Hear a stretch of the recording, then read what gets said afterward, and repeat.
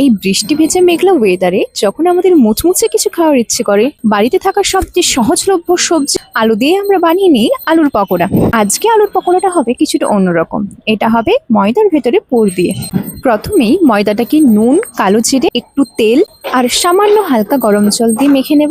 লেচিটাকে বেলার সময় খুব পাতলা করে বেলবো। তারই মধ্যে অ্যাজ ইউজুয়াল আলুর পুরটা আমরা তৈরি করে নেব।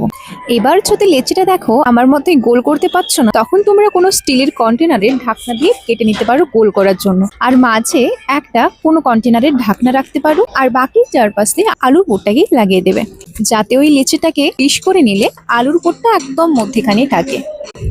এবার ওই একটা ছোট ছোট লেচিকে ভালো করে পাকিয়ে নিয়ে বেশ গরম তেলে ভেজে নেব।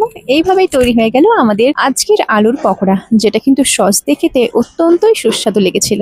তোমরা যদি কখনো বৃষ্টি ভেজা ওয়েদারে বাইরে বেরোতে না পারো, বাড়িতে থাকা সহজলভ্য আলু দিয়েই কিন্তু এইরকম মচমচে কিছু রেসিপি বানিয়ে খেতে পারো। ওকে, সবাই ভালো থেকো, দেখা হবে নেক্সট ভিডিওতে।